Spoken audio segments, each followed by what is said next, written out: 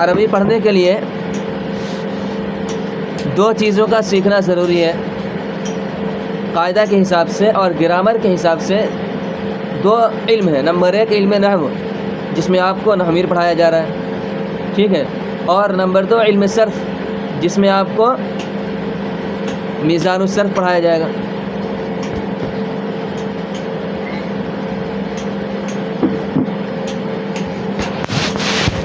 تو یہ دو طرح کا علم آپ کو پڑھایا جائے گا، کیونکہ کوئی بھی جملہ جو ہوتا ہے وہ یا تو فعل ہوتا ہے یا اسم ہوتا ہے، ٹھیک ہے، کوئی بھی جملہ یا تو فعل ہوتا ہے یا کیا ہوتا ہے، اسم ہوتا ہے۔ اسم کس کو کہتے ہیں؟ جو اپنا معنی دوسرے کلمہ کو ملائے بغیر بتائے اور اس میں کوئی زمانہ نہ پایا جائے، یعنی جس کا معنی دوسرے کلمہ کو ملائے بغیر معلوم ہو اور اس میں کوئی زمانہ نہ پایا جائے، تو یہ ہو جائے گا آپ کا اسم۔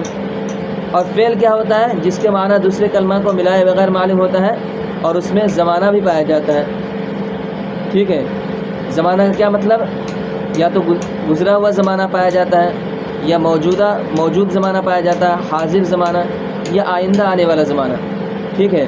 کیونکہ انسان کا کام، جو بھی کام کرے گا وہ یا تو گزشتہ زمانے میں کرے گا، یا ابھی کر رہا ہوگا، یا آئندہ کرے گا۔ جیسے آپ پڑھ رہے ہیں، کبھی حال ہے، آپ پڑھ چکے ہوں گے، آپ پڑھ چکے، کل پڑھے تھے آپ، یہ ہو گیا آپ کا ماضی، اور آپ آئندہ بھی پڑھیں گے، یہ ہو جائے گا آپ کا مستقبل۔ تو ایک ہوتا ہے فعل کسی بھی زبان کے اندر، صرف عربی نہیں، کسی بھی زبان کے اندر ایک ہوتا ہے اسم، ٹھیک ہے، اور ایک ہوتا ہے فعل،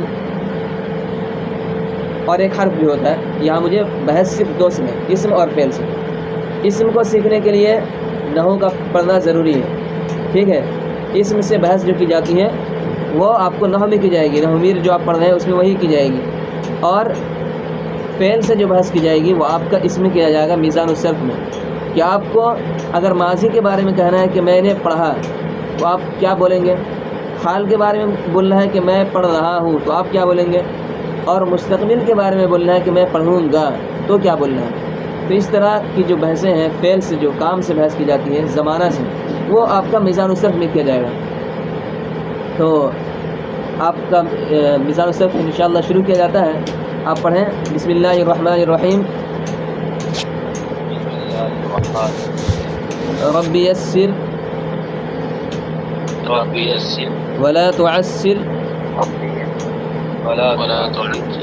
وتمم بالخیر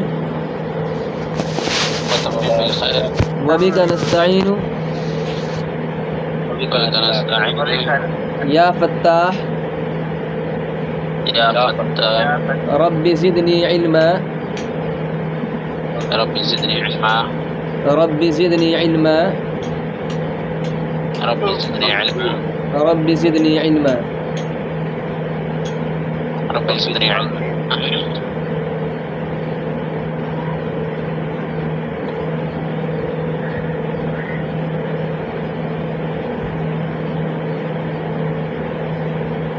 جی پڑھیے گا بسم اللہ الرحمن الرحیم۔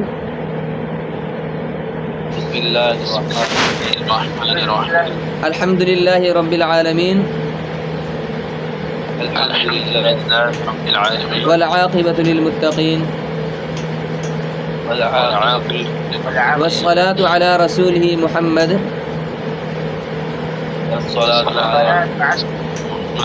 وعلی آلہ واصحابہ اجمعین۔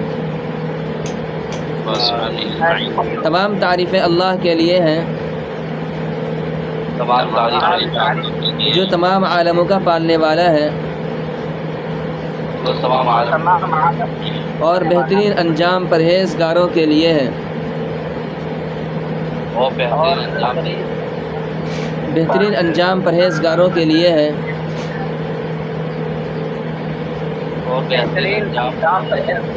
اور رحمت کاملہ نازل ہو اللہ کے رسول محمد صلی اللہ علیہ وسلم پر،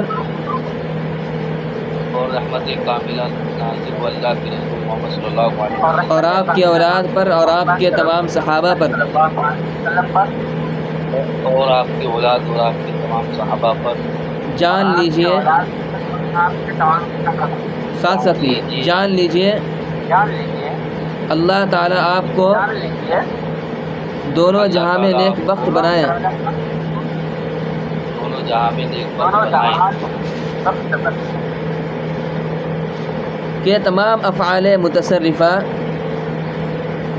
یہ تمام افعال متصرفہ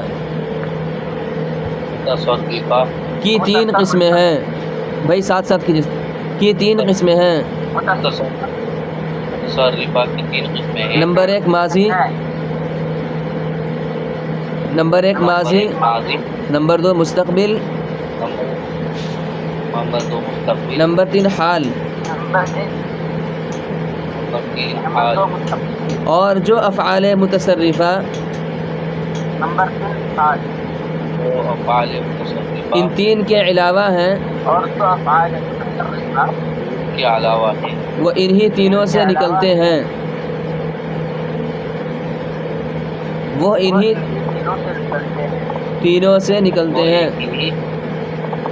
تینوں سے نکلتے ہیں۔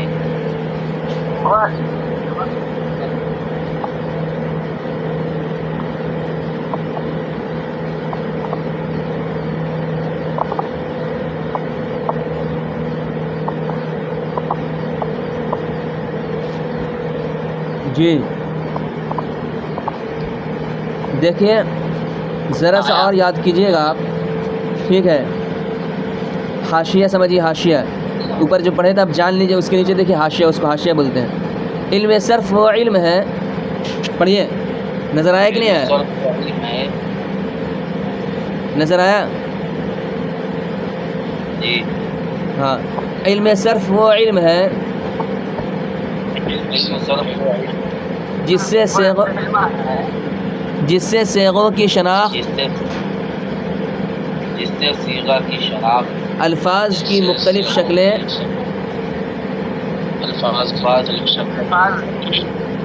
بنانے اور ان میں تغیر کرنے کا طریقہ،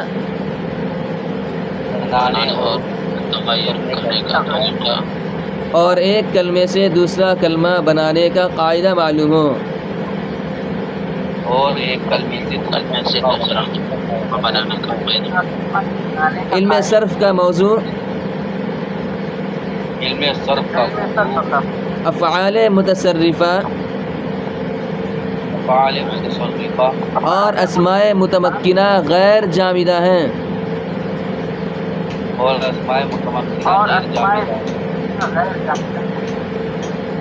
غرض و غایت اس علم کی یہ ہے کہ انسان کلام عرب کے مفردات کو بولنے اور لکھنے میں لفظی غلطی سے محفوظ رہے،